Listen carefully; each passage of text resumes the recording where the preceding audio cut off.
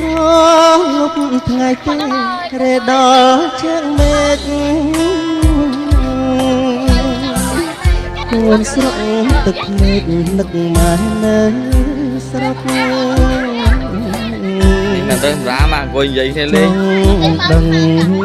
ខ្មាស់នេះលោកសុខឬទុកមានអ្វីហូបចុកដោយកូនឬទេកាលកូននៅតូចយំទាចំណៃម៉ែតិចមិនធ្វើអ៊ីទាំងជុំពាក់គេស្ទូងដងរាល់ថ្ងៃម៉ែស៊ីឈ្នួលវែរកលុយសងគេសងជាជុំហ៊ានទាំងត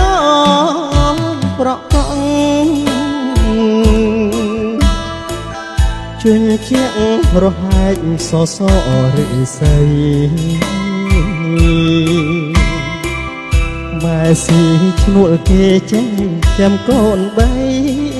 ឲ្យកូនប្រុសស្រីរកណាស់បានសុខពេលហូបមានតិចម៉ែតែងគ្របទុកម៉ែទ្រាំអោបទុកប្រាប់ថាមិនឃ្លានម៉ែស្រែកបងខំឲ្យកូនញ៉ាំភ្លៀមតាពិតម៉ែឃ្លានម៉ែហេវស្ទើខ្សែ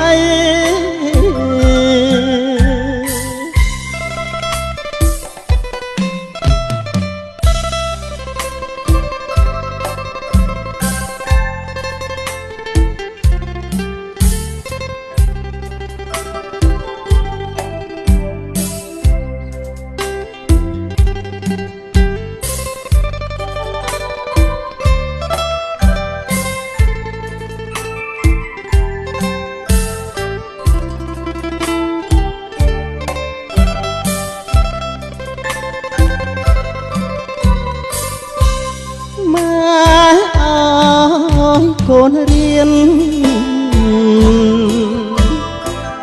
ចំណេះដោយស្ពានឆ្លងផុតទន្លេម៉ែក្រលំបាកក៏សុខចិត្តដែរឲ្យកូនដូចគេរស់បានសុខសា